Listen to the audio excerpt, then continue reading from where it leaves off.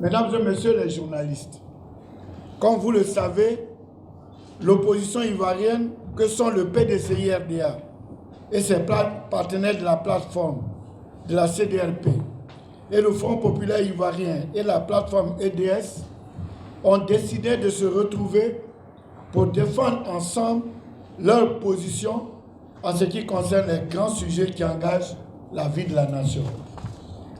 C'est dans cet esprit que le Giga Meeting du 14 septembre 2019, faisant suite à la visite mémorable du président Arikuna Bédié à son jeune frère, le président Laurent Gbagbo, le 29 juillet 2019 à Bruxelles, a été organisé et vous avez été témoin du grand succès de ce rassemblement historique qui, à la vérité, n'était que le point de départ de nos activités.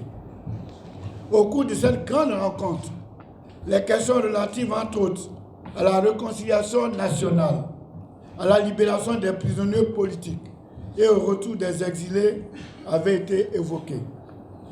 Vous avez été aussi témoin du gigantesque meeting organisé par le PDCI-RDA le 19 octobre dernier à la place Jean-Paul II de Yamoussoukro et du succès des rencontres du FPI à l'intérieur du pays.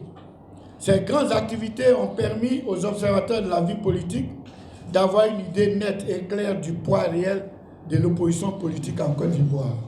Dans 10 mois exactement, les Ivoiriens seront appelés à élire le futur président de la République. Cependant, les conditions de l'organisation d'une élection présidentielle ouverte, démocratique et crédible, qui garantissent le respect du choix des électeurs, sont loin d'être réunies. Et les Ivoiriens ne veulent plus revivre ce qui s'est passé en 2010. C'est pourquoi nous ne cessons d'attirer l'attention des uns et des autres sur les risques que nous courons si rien n'est fait. En effet, la question de la réforme de la Commission électorale indépendante reste entière, de même que l'établissement des cartes nationales d'identité pour les nouveaux requérants, d'une part, et pour celles arrivées à expiration, d'autre part. Cette situation est aggravée par une justice aux ordres qui ne garantit pas aux citoyens ses droits.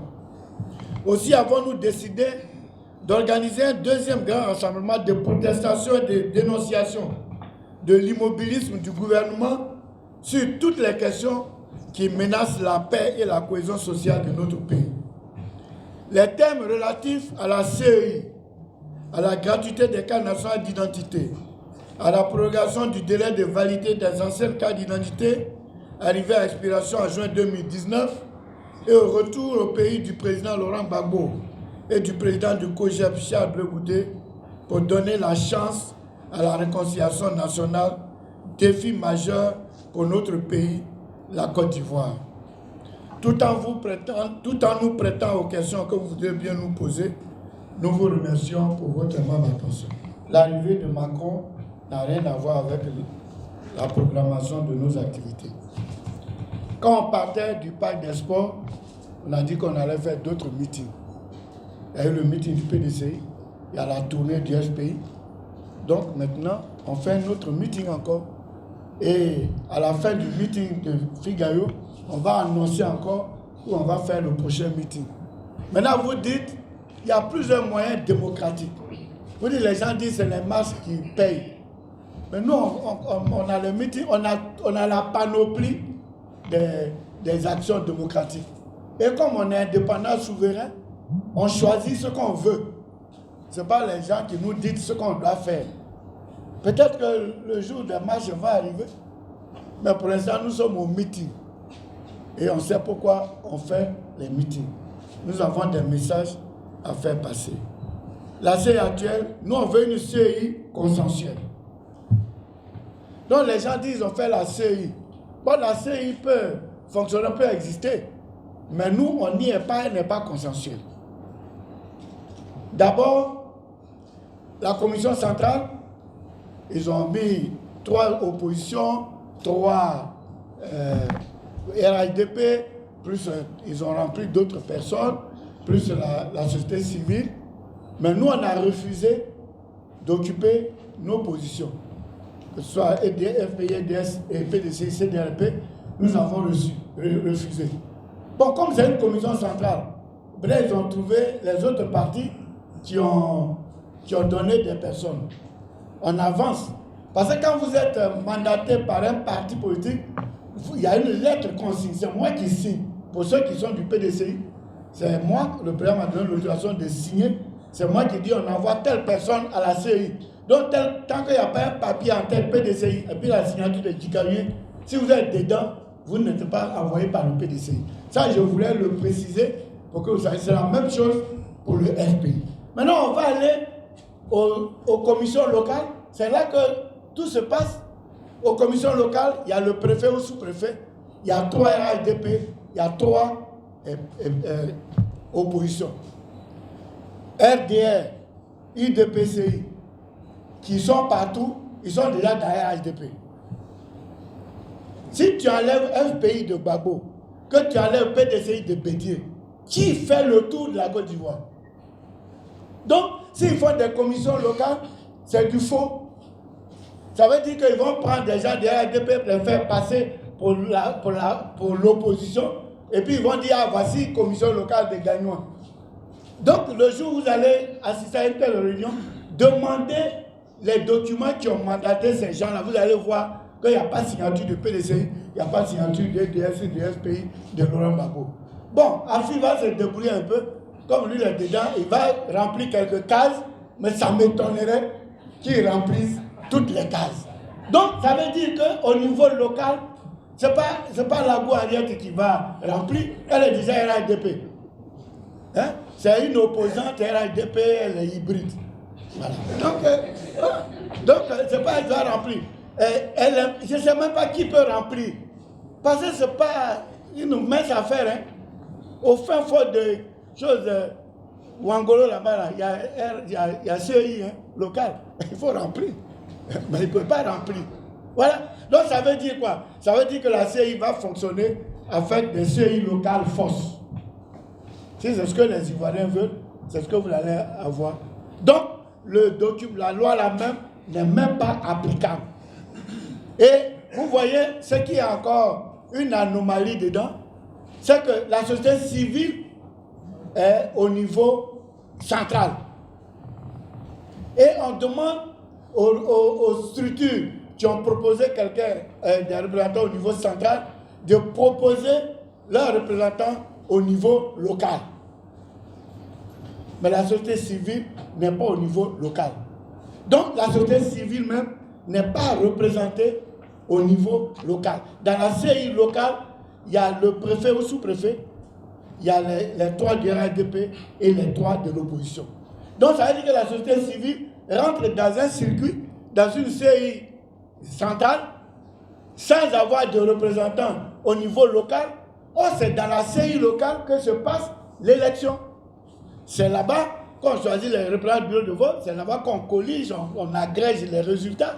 Et ce sont les CI locales qui donnent la CI centrale, et puis la CI centrale fait la somme pour proclamer. Mais eux, une société civile, ils vont être dans un processus où ils ne maîtrisent pas, où on travaille même. La société civile ne participe pas aux élections.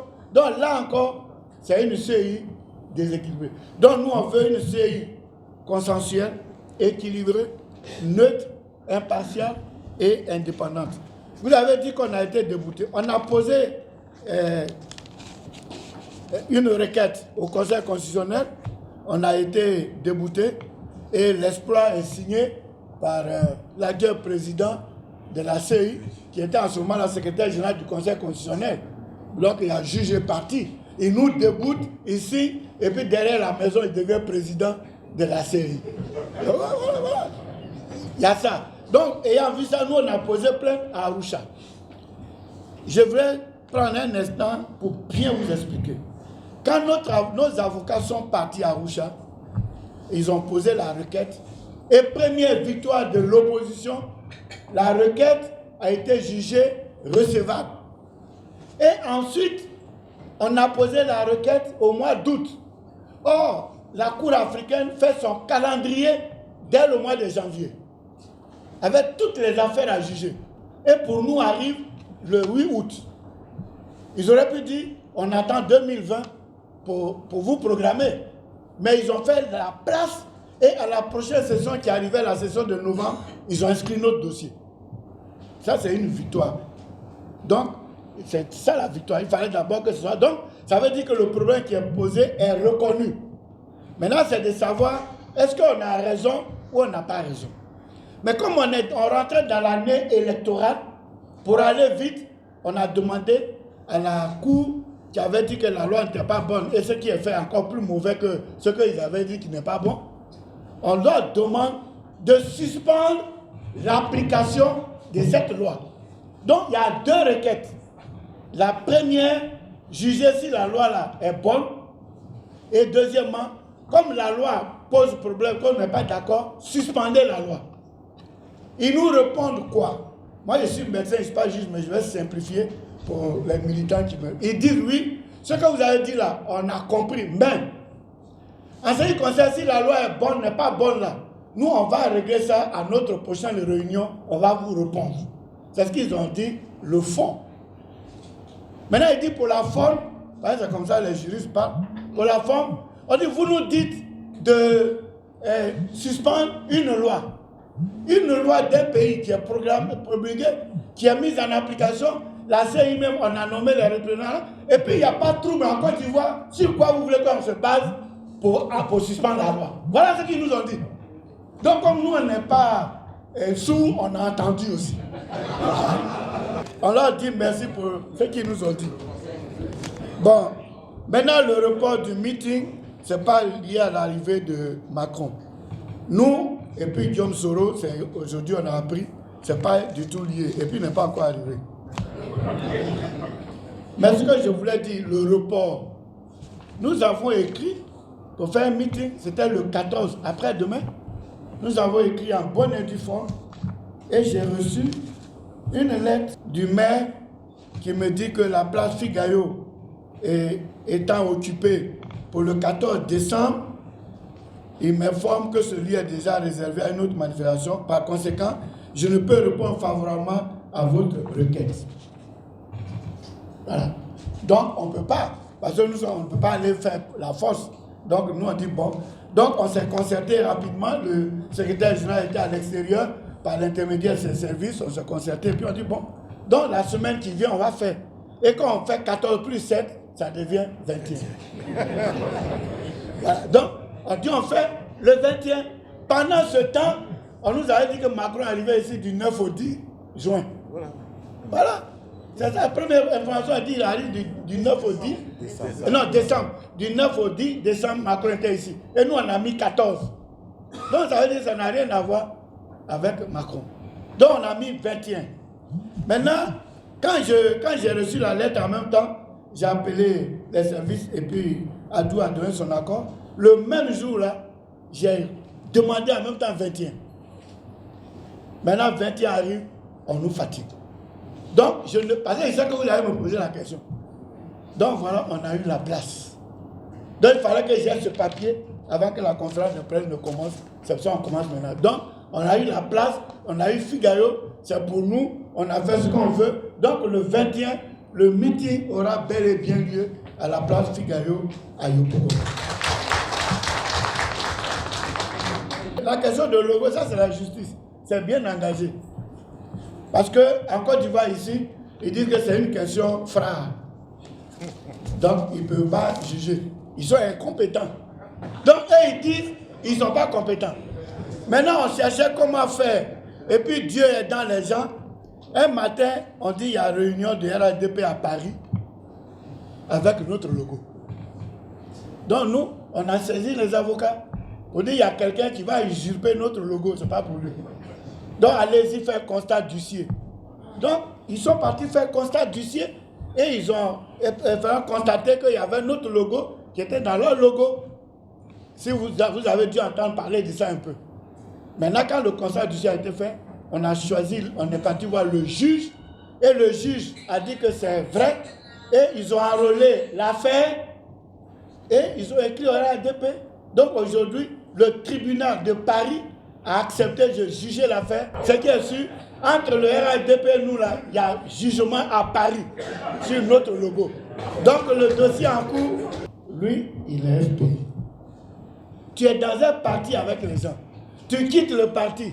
Mais tu as quitté. Le logo appartient au parti. Donc, celui qui dit qu'il était PDCI et que comme il est parti, le logo doit partir, c'est une inculture politique. Le meeting que nous allons faire le 21 est un meeting extrêmement important. Important pour la Côte d'Ivoire. Moi, je qualifie ça le meeting pour la paix en Côte d'Ivoire. Parce que nous courons après la paix, nous cherchons la paix. Pourquoi nous disons ça? Depuis janvier 2019, nous avons commencé une campagne pour la réconciliation nationale. Et toutes les formations politiques de Côte d'Ivoire ont été informées, les autorités religieuses ont été informées. Le président Bédié a saisi la perche, il a envoyé le ministre Ikaoué à Bruxelles et aujourd'hui le PDCI et le FPI marchent ensemble, ils luttent ensemble pour que la paix soit instaurée en Côte d'Ivoire. Malgré tout cela, le RHDP, le président Ouattara, demeure ferme sur leur position. Donc vous avez raison quand vous dites, est-ce que vous ne prêchez pas dans le désert? Non, on ne prêche pas dans le désert.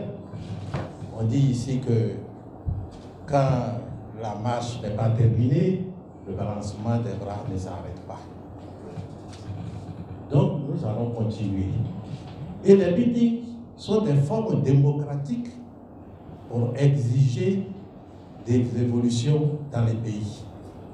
Dans tous les pays du monde, les meetings font partie. Comme les marches, comme d'autres formes, les sittings et autres. Donc il nous appartient de programmer, nous, ce que nous voulons faire. Mais on a programmé ce meeting de Yopougon parce qu'il faut expliquer aux populations où nous sommes arrivés. Qu'est-ce qui se passe? Les réponses que M. Ouattara nous a données à Katiola, parce que c'est à nous qu'il a donné sa réponse. La lettre que ses avocats ont adressée au juge de la CPI pour interdire que Gbagbo Laurent foule le sol de Côte d'Ivoire. C'est-à-dire que Gbagbo Laurent est devenu un non-citoyen. Est-ce que nous allons accepter? Est-ce que les Ivoiriens vont l'accepter? Alors nous avons formé 106 délégations qui ont sillonné toute la Côte d'Ivoire, du sud au nord, de l'est à l'ouest, au centre, pour informer les Ivoiriens. Et le meeting de Yopougon, nous allons leur dire de se tenir prêt pour toute action pacifique pour que Gbagbo Laurent soit autorisé à venir ici, en Côte d'Ivoire. Mais bien sûr, on m'a posé la question, est-ce que nous aurons un candidat en 2020? Oui, le FPI aura un candidat en 2020 et les élections auront lieu et M. Ouattara quittera le pouvoir.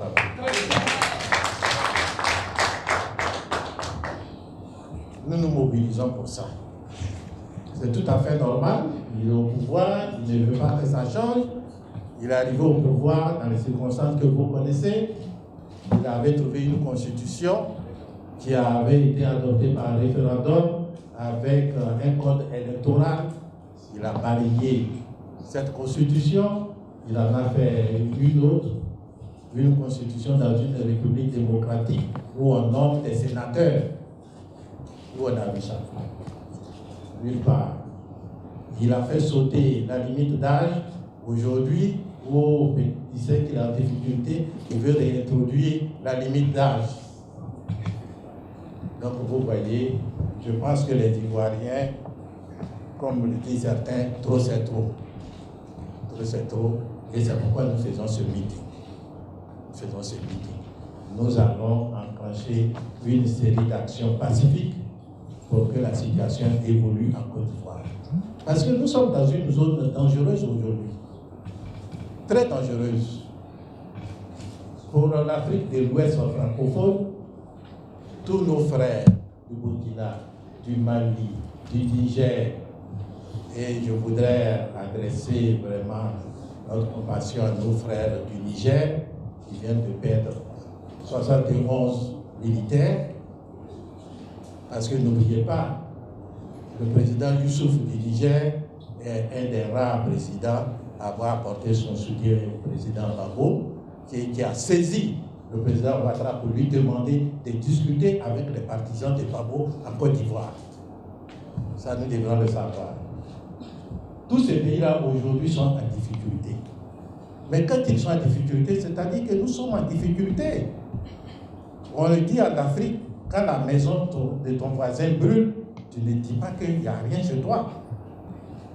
Demain, ça peut être chez toi. Nous avons ici près de 4,5 millions de Burkinabés, peut-être autant de Maliens, 2 millions presque de Nigériens. Donc nous sommes concernés. Nous sommes concernés et la meilleure façon de se protéger, la meilleure façon d'éviter que la Côte d'Ivoire ne tombe dans la tourmente est d'instaurer une paix durable qui passe par la réconciliation nationale, c'est-à-dire tous les sujets sont mis sur la table et comme dit Babo, asseyons-nous et discutons. À l'issue de cette discussion, alors la Côte d'Ivoire va repartir de nouveau. C'est ça le sens de notre combat. On a toujours fait des cas d'identité ici et nous on demande la gratuité.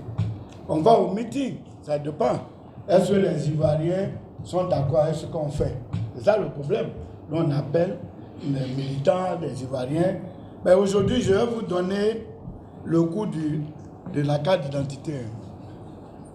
Parce que pour faire la carte d'identité, il faut avoir une copie de jugement et puis avoir un certificat de nationalité. Pour que tu aies une carte d'identité nationale, pour dire que tu es national. Je pense quelqu'un qui n'a jamais eu de jugement.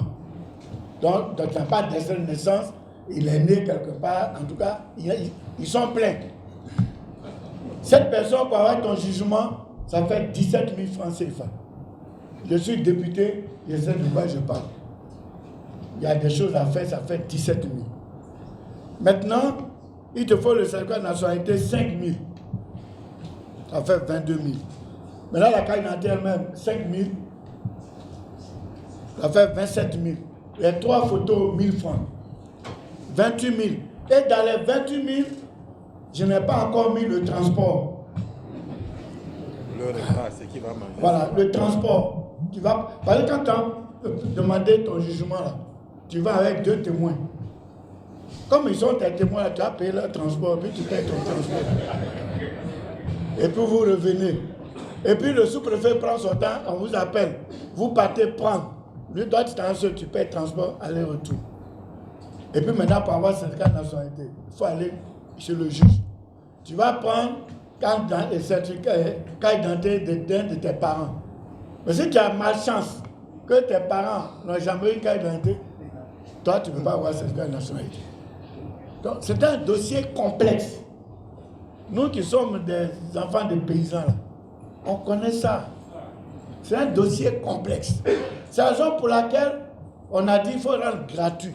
Parce que ici, la politique, parce que c'est dans 31 moins 12, il a combien? 20 jours, non? Voilà. Dans 20 jours, la Côte d'Ivoire devient pays émergent. Dans 20 jours, on est pays émergent. Mais pays émergent où il y a des gens qui n'ont pas pièce. Et qui ne peuvent jamais les avoir. Qui peut débourser 30 à 35 000 francs pour avoir une carte nationale d'identité. Donc ce que nous on a demandé, c'est de faire en sorte que la carte d'identité soit gratuite. Pour diminuer les frais. Il y a d'autres frais. Ensuite, nous avons voté l'an dernier une loi qui permettait de régulariser la situation de ceux qui n'ont jamais eu de jugement supplétif. Et sous forme d'audience foraine. C'est-à-dire que les sous-préfets et préfets allaient partir dans tous les villages et les quartiers pour dire où on est arrivé dans le village, quels sont ceux qui n'ont pas de jugement, quel que soit votre âge. On a fait la loi, une procédure spéciale. On a dit, on nous a fait voter en urgence parce que c'était urgent. Pendant 1 an, il n'y a pas eu de décret d'application. Il a fallu que le 18 novembre, parce que ça expirait à minuit le 18, il a fallu que le 18 novembre, nous fassions une déclaration de groupe parlementaire PDC pour dénoncer cette situation. pour que, une semaine après, le président prenne le décret d'application de cette loi. On a perdu 1 an. Donc quand on fait l'analyse, on a l'impression que les gens ne veulent même pas qu'on ait les pièces en Côte d'Ivoire. Ah oui, c'est ça. Sinon, si la loi avait été appliquée pendant 1 an, tout le monde aurait eu son jugement aujourd'hui. Et tout le monde aurait eu son certificat de nationalité. Mais ce que je peux dire aujourd'hui, nous luttons, nous plaidons. Quelque chose qui est payant peut devenir gratuit. J'ai l'impression que les gens n'ont pas d'arguments solides. Je prends un exemple. Et à la télévision, j'ai écouté ça. Et partout, c'est la même rengaine. On dit parce que l'opposition n'a pas fait de proposition et puis n'est pas venue à la réunion. Mais c'est parce que l'opposition n'est pas venue à la réunion que tu as fait CI déséquilibré. On t'a dit de réformer la CI et de l'équilibrer. Opposition vient pas. Si c'est équilibré, est-ce que l'opposition ne va pas applaudir? Alors. Et puis, ça c'était attrape-nigo. Il y a une clause importante qui a été mise dans les discussions pour ceux qui ont discuté. Aujourd'hui, ils ont été désabusés. Et aujourd'hui, je dis merci au FPI, à EDF, d'avoir tenu comme nous et aux autres partis de la CDRP, d'avoir été fermes pour ne pas cautionner des choses qui ne sont pas bonnes. Dans les discussions, il est ressorti que le président de la CI ne doit pas être proche du pouvoir. C'est cette loi qui va à l'Assemblée. À l'Assemblée, le ministre présente, le RDA lève la main RADP pour dire ça c'est discriminatoire. Comment dans un pays on trie et il y en a qui perdent quand il n'y a pas de numéro. Le ministre quoi? Au lieu d'argumenter pour convaincre les députés que nous sommes, il dit ah mais c'est vous les députés. Si vous avez dit qu'il faut enlever là, nous on enlève. Mais nous on n'est pas bêtes. Ça veut dire quoi? On allait partir aux discussions. On allait tout arrêter, un bon papier. Et puis arriver à l'Assemblée, comme ils sont majoritaires, et c'est une loi simple, pas une loi organique dont on n'a pas besoin des 2 tiers, avec la majorité simple, tu votes. Tout ce qu'on allait discuter là, ils allaient démonter ça. Et puis on dit, ah c'est les députés qui ont dit, et puis ils ont voté. Donc nous on a compris ça. Parce que quand tu as marché avec quelqu'un, on a été formé, donc on connaît maintenant. Je reviens sur les cartes nationales d'identité. Je pense que nous devrions nous référer à ce qui s'est passé en 2011. Les Ivoiriens ne doivent jamais oublier leur histoire récente. En 2011, lorsque la rébellion a décidé de descendre toute la Côte d'Ivoire, Oui, c'est ça. un des objectifs majeurs qui se sont fixés dans tous nos départements, dans toutes nos mairies, c'est d'aller brûler, déchirer les registres de naissance. Ça a été fait sciemment, pour que les Ivoiriens n'aient plus de pièces d'identité et qu'ils ne puissent pas faire des pièces d'identité. Et aujourd'hui, on lui demande, il faut refaire les pièces. Si vous vous rendez dans votre sous-préfecture ou dans votre préfecture, votre registre a été brûlé. À la mairie, il n'y a pas de registre. Ceux qui ont eu la chance, parce qu'il y a eu quelques départements où les gens avaient numérisé les registres, ceux-là peut-être sont sauvés. Mais on nous demande aujourd'hui de payer. N'oubliez pas que le président Laurent Gbagbo, face à une telle situation, avait donné la gratuité des cartes d'identité. La gratuité. Mais en ce moment, on était dans quelle situation? On était dans la situation où le pays était coupé en 2. Où toutes les ressources du pays, au nord, c'est-à-dire le diamant, l'or, le bois, le café, le cacao, étaient évacués sur le Burkina Faso et mis dans des conteneurs à Bobo-Dioulasso où il y avait un port sec pour être évacués sur Cotonou ou bien Temba. Donc dans cette situation, le président Laurent Gbagbo a dit, quels que soient les cas, ce sont des Ivoiriens, l'État va payer et l'État a payé. Aujourd'hui, le pays est réunifié. On dit que notre croissance, on n'a jamais vu ça sur la terre. Nous sommes la 5e puissance économique du monde. Et on ne peut pas donner gratuitement la carte nationale d'identité aux Ivoiriens. C'est une grande escroquerie. Très grande escroquerie, et nous ne devons pas tolérer cela.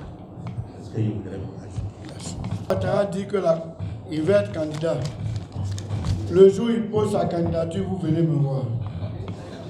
Et puis je vais dire ce que je pense. Et PDCI, est-ce que Macron va nous recevoir? Quelles sont les préoccupations? Je dis d'abord oui, parce que nous sommes ouverts au dialogue. Donc si Macron veut nous voir, il nous voit. Nous-mêmes, on voulait qu'il nous voit même. Maintenant, qu'est-ce qu'on va lui dire? Bon, mais c'est à lui on va dire. Et comme les journalistes, vous serez là, vous allez être informés. Vous me demandez, regard croisé, PDCI 19, RAIDP. Je suis acteur. Vous, les journalistes, vous jugez. Mais ce qui m'a fait plaisir, quand nous on a fait notre meeting, le soir, sur RFI, démonstration de force du PDCI. Le 7 au soir, après RADP, sur RFI, le RADP a fait un meeting. Bon, je m'arrête là. Donc ça dépend des journalistes, c'est vous qui avez apprécié, c'est vous qui étiez là-bas. Est-ce que nous allons participer aux élections? Oui. On va participer aux élections. Nous luttons pour que la CI change. Mais si la CI change, ça va changer, mais si d'aventure ça ne changeait pas, nous allons partir aux élections. Vous voyez, souvent, les gens disent, et je parle pour les militants, les gens disent oui, vous n'êtes pas dans la CI, tout ça. Sur 17 personnes là, si FPI, Gbagbo et moi, nous sommes dedans. Si le FPI, Gbagbo et PDC, on est dedans, on est 2 sur 17. On est 2 sur 17. Ils vont prendre des décisions, et puis quand on va parler, on dit, vous étiez dedans, on n'a qu'à voter. Donc nous, on ne veut même pas avoir ça sur la conscience. Donc on n'est même pas dedans. Est-ce que tous les candidats indépendants qui vont venir là, ils sont dans la CI? Non. Donc être dans la CI n'est pas une condition pour être candidat. Donc nous, on prépare notre candidature et on prépare notre élection. Voilà. Et le président Gbagbo, quand je l'ai rencontré à Soadou, était là. Et c'est pour ça que j'anime la conférence avec. Il dit, vous partez là, Dikawi. C'est Assoa, Adou. Adou, c'est Dikawi. Travailler ensemble. On est en train de travailler ensemble. Et il ajoute, c'est en marchant qu'on améliore la démarche. Donc allez-y, me disserter sur ça. C'est en marchant qu'on améliore la démarche. Donc si on sait marcher là, allez-y prendre la série que vous voulez là, nous on va gagner. C'est pour ça que tout à l'heure, Assoadou dit, on va gagner les élections. Parce qu'on sait sur quoi on se bat et puis on dit on va gagner.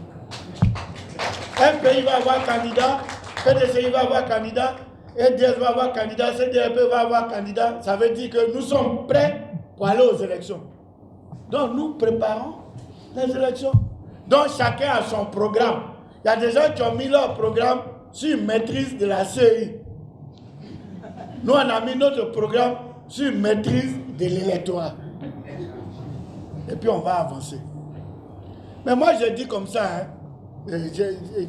C'est pas assez vrai, mais je le dis comme ça. Mais vous allez faire élection. Je ne dis pas partout, hein. Mais je prends chez moi où je connais là. On dit on va aux élections.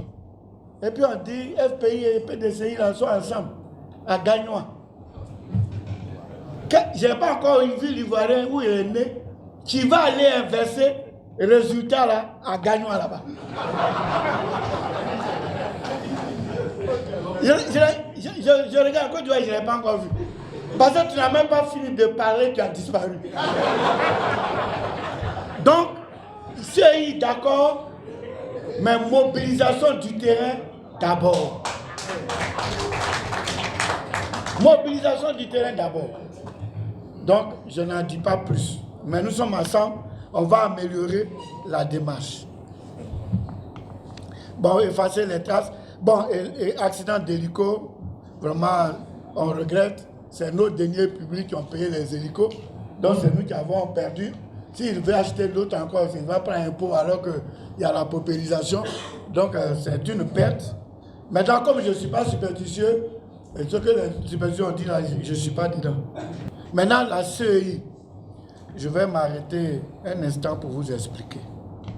On explique, peut-être que le moment est venu pour que vous écoutez un peu, parce que je vous posez la question. La CEI, on a dit de réformer. Et c'est depuis novembre 2016 que l'arrêt de la Cour est tombé. L'opposition même, avant même que nous on quitte RADP là, il y a eu des mouvements, des manifestations pour la réforme de la CEI. Et puis, le gouvernement a fait la sourde oreille. Et puis, le gouvernement a décidé de faire réformer la CEI. Le président a dit, le 6 août 2018, dans son message à la nation, qu'avant les prochaines élections, on va réformer la CEI. Maintenant, on va aux élections locales. Il dit non, ce n'est pas de ça qu'il parle, mais c'est élection présidentielle. Or, élection, c'est élection. On dit dans tous les cas, ça va venir. Le 21 janvier, le ministre de l'Intérieur nous envoie des invitations pour une réunion à la primature présidée par le Premier ministre Amadou Kon. Et à cette réunion, on arrive, il veut donner la parole à certains partis politiques. Bon, moi, lui ferai la parole. Il dit, mais pourquoi on arrive ici? Vous nous avez invités individuellement, on vient. Et puis, il y a des gens à qui vous donnez la parole et il y a des gens à qui vous ne donnez pas la parole. Bon, ça a failli chauffer, puis on dit, il a raison, on dit, tout le monde peut parler maintenant. Donc, tout le monde a parlé. Et ce qui est revenu là-dessus, on a dit, il faut que le processus soit inclusif. Pourquoi on a invité certains partis et on n'a pas invité d'autres partis? Et à la prochaine réunion de début mars, donc quand on a fini le 21 janvier, on ne voyait plus rien. Et nous avons fait une lettre de relance au Premier ministre, au ministre de l'Intérieur, et puis le Premier ministre dit, le ministre de l'Intérieur dit bon, et le Premier ministre dit bon, le ministre de l'Intérieur est secrétaire, et le ministre de l'Intérieur dit bon, vous envoyez vos propositions, on va en faire la synthèse, et à la prochaine réunion, on va lire ça. Donc on s'est retrouvé le 4, évidemment, le 4 mars, nous on n'a pas fait nos propositions, parce que nous ne sommes pas des élèves. Voilà. Et on ne peut pas faire nos propositions derrière la maison. On doit faire nos propositions en face. Maintenant, on discute et on se rend compte qu'on ne savait même pas où aller. On parlait dans le vide. C'est ainsi que le président de EDS, Georges Armand, qui était à la réunion, et moi-même, nous avons dit, il faut qu'on crée un cadre de discussion. Bon, moi, je fais un peu la parole, son style, le Premier ministre s'est fâché. Bon, on est revenu à la réalité après. On dit qu'il faut créer un cadre de concertation. Mais pourquoi discuter avec les partis politiques et puis discuter avec la société civile à part? Ça perd le temps. Pourquoi vous ne nous convoquez pas tous autour de la même table où il y a gouvernement, partis politiques, société civile, et puis on discute comme ça. Quand on arrête quelque chose, on avance. Mais vous allez discuter avec un, avec l'autre, ça perd le temps. Le Premier ministre a dit non, que comme ça va dans tous les sens, qu'on lui permette de discuter séparément avec les partis politiques et avec la société civile. Ce que nous avons accepté. Et on a dit que nous sommes d'accord avec vous, mais pour aller vite, donnez-nous un cadre de concertation. Pourquoi? On discute avec le gouvernement. On arrête quelque chose, on sort. Moi, je m'avais dit un, et puis l'autre dit le contraire. Et ça, on avance. Ça veut dire que la discussion, il faut un cadre pour dire que quand on arrête cette décision, elle a arrêté. Donc, faites-nous les termes de référence du cadre de discussion. Le Premier ministre a dit, il n'y a pas de problème, je vous fais les termes de référence. On attend. On écrit au Premier ministre pour dire, le temps passe et tout ça, il n'y a pas qu'à le faire. Et c'est en mai que le Premier ministre convoque une réunion par le ministre de l'Intérieur sans que nous n'ayons reçu les thèmes de référence de où on s'en va. Nous, on a dit qu'on n'y va pas. Et on a écrit que comme on n'a pas eu les thèmes de référence, on ne discute plus. Et c'est vers la 3e réunion, ils vont dire maintenant, ils vont écrire quelque chose, mais qui n'est même pas encore thème de référence, parce que nous, on nous a appris là. Il n'y a pas contexte, le contexte, mais il n'y a pas les objectifs. Quel objectif on fait? Quelle est la méthodologie? Comment on arrête les décisions? Quels sont les résultats attendus? On ne peut pas évaluer nos discussions. Donc on a dit qu'on ne va pas. Et on a fait des échanges de courriers, on a été ferme. Et on a eu raison. Les 2 premières réunions, on était... Afi nous a suivis, il n'est pas parti. 3e réunion, il est parti. Quand il est parti, à la fin maintenant, il crame sur tous les toits que ce n'est pas ce qu'ils ont décidé là qui est dans la loi. Bon, mais il a cautionné. S'il n'était pas parti, qu'il était resté avec nous là, peut-être que c'est lui qui a cautionné. C'est pour ça qu'aujourd'hui on est en train de souffrir un peu. Sinon, c'est tout. Si lui n'a pas mis sa tête là-bas, là, c'est fini. Il n'a rien apporté, mais il a cautionné, donc il se pavane avec ça. Et partout, il dit, ouais, l'opposition n'est pas venue à la réunion, chaise vide. Mais pour que la chaise soit vide là, il faut qu'on mette la chaise. Il n'y avait même pas de chaise. On ne sait pas de quoi on discute, sur quoi on discute, où on va. Ils ont fait réunion. Après, ils ont sorti, qu'on appelle, leur résolution, qui ont été condamnés. Même l'APDH, qui a participé à la réunion, a fait une conférence de presse. Vous êtes journaliste. L'APDH a tout décrit. Donc, s'ils veulent, là, ils ouvrent la discussion officielle. On y va. C'est ce qu'on répète à tout le monde. Mais nous ne pouvons pas être des faire-valoir. Nous ne pouvons pas être des faire-valoir. Et puis, la CI, c'est bon. Hein. La CI, c'est bon. C'est bravo. On peut être dedans. Mais nous, là, on avait quelqu'un dedans. On a gagné l'élection. Donc, votre gars peut être dedans. Vous ne pouvez pas gagner. Donc, nous, on ne peut pas aller s'amuser. Mieux vaut ne pas être dans la CI, avoir le résultat que d'être dedans, avoir un bon résultat. Tu as parlé, on dit, toi-même, là, tu étais à la réunion. Donc, nous, on ne veut pas être dedans. Donc, voici ce qui s'est passé. Et c'est que les gens sont en train de dire, chaque fois qu'ils prennent pas, ils disent, non, c'est arrivé comme ça parce que l'opposition n'est pas venue. Mais on ne vous a pas dit, et c'est nous, notre requête, on a dit, pourquoi ils ont discuté sans nous? C'est pas ce qu'on a dit, hein. On dit, le résultat qui est sorti là n'est pas bon parce que la CI est déséquilibrée. Maintenant, l'opposition même n'est pas venue, peut ne pas venir, puis vous pouvez équilibrer. Voilà, moi, je comprends pas. Et si on était venu, qu'on équilibre, qu'on déséquilibre derrière, à l'Assemblée, comme ça s'est passé, on fait quoi? C'est comme ça que le président du Conseil constitutionnel, le secrétaire général du Conseil constitutionnel s'est retrouvé à être président de la CI. Il est avec lui depuis 30 ans.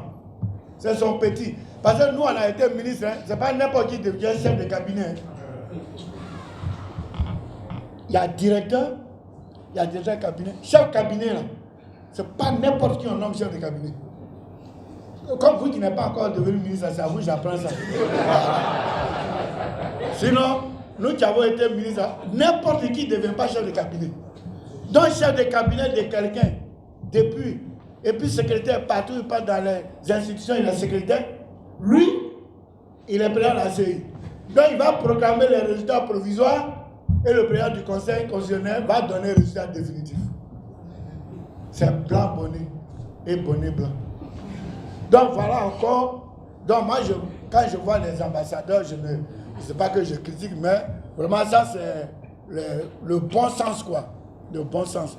Ils auraient pu tout faire, mais sauf ça, quand même. Ils auraient tout fait, mais sauf ça. Ça, c'est trop flagrant. Donc, le gars qui est là-bas, il même, est devant des déséquilibres, lui-même, il a problème encore. Merci. Je commence d'abord par la rencontre avec le président Macron. Effectivement, comme vous le savez, la France est notre premier partenaire sur tous les plans, économiques, financiers, militaires, culturels. Si son président vient en pouvoir, toute formation politique doit souhaiter à rencontrer ce président et parler des problèmes de notre pays, surtout que la France s'était ingérée dans les problèmes de la Côte d'Ivoire. Donc nous sommes disposés à rencontrer le président français pour parler. Des questions m'ont été posées, la vision du FPI. Le FPI existe il y a longtemps. Le FPI a publié un document très important, rédigé par feu le professeur voté Mehmet, préfacé par le président Laurent Gbagbo. Et actuellement, nous sommes en train de faire des révisions de quelques passages, parce que ça fait quand même 2 décennies. Ce livre qui est là, qui va être réédité, vous montre tout ce qui est la vision du FPI. Tout y est consigné.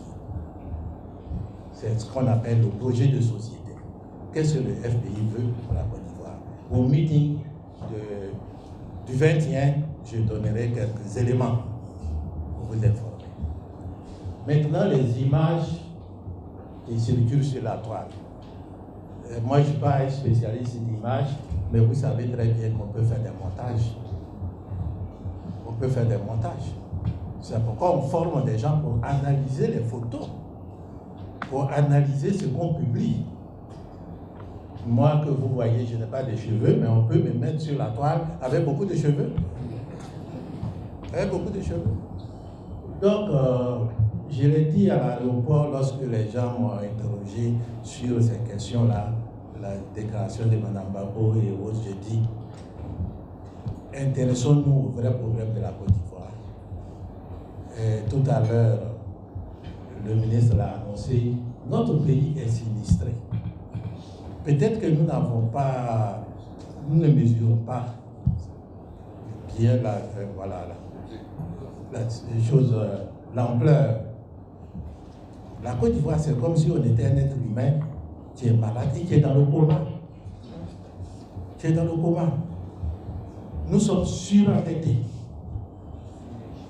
Surendettés. Le régime qui est là a permis la destruction de notre écosystème. C'est-à-dire des générations en génération, les Ivoiriens vont connaître des problèmes de santé. Il reste moins d'1 million d'hectares de forêt. Partout, vous avez ce qu'on appelle les orpailleurs clandestins qui empoisonnent les eaux souterraines, qui empoisonnent les eaux de surface, qui empoisonnent les poissons que vous partez acheter. Les Ivoiriens ne voient pas ça, ils dénoncent pas ça, et puis ils s'intéressent aux trucs qui ne sont pas, d'après moi, assez importants. C'est pour tout cela que nous faisons les meetings, pour que vous saisissiez l'ampleur, pour que vous voyez que ce régime qui est là n'est pas là pour le bonheur des Ivoiriens. Et que les Ivoiriens doivent se lever et réclamer un changement. Pour que ce changement arrive en 2020 et que nous soyons libérés. C'est ça qui doit nous intéresser. Donc, chers amis, merci beaucoup d'être venus. À travers vous, je voudrais dire à nos compatriotes, je voudrais dire à tous ceux qui vivent en Côte d'Ivoire que nous sommes à un moment important de notre pays. Nous sommes à un moment où nous devrions nous lever, où nous devrions nous battre pour que la paix s'instaure définitivement dans notre pays. Et pour avoir cette paix-là, ça passe par un certain nombre de situations. Premièrement, on l'a dit, on le répète et on ne le répétera pas assez. Il faut que les différents partis politiques, les organisations de la société civile se retrouvent pour dire qu'est-ce que nous voulons que la Côte d'Ivoire soit demain. C'est ça qui est important. Il y a eu des événements après les élections de 2010. Les cicatrices, il n'y a même pas de cicatrices encore. Les plaies sont payantes. Il faut qu'on se retrouve. Nous parlons de poubelles de route, nous parlons des microbes, nous parlons des dozos. Toutes ces questions, il faut les traiter. Mais il faut les traiter pacifiquement et revenir à ce que disait Gbagbo Laurent toujours, asseyons-nous et discutons. Nous sommes dans cette voie-là et nous maintenons cette voie. Mais nous maintenons cette voie de manière ferme. C'est pourquoi nous vous invitons à venir le 21 octobre où le PDCI et ses alliés, le FPI et ses alliés vont prendre la parole et vont vous dire effectivement quelle est la situation et pourquoi nous devrions nous battre. Pourquoi nous devrions nous battre. Quand je dis nous battre, c'est de manière pacifique mais résolue. Nous vous remercions. Merci. 21 décembre. 21 décembre. Samedi 21.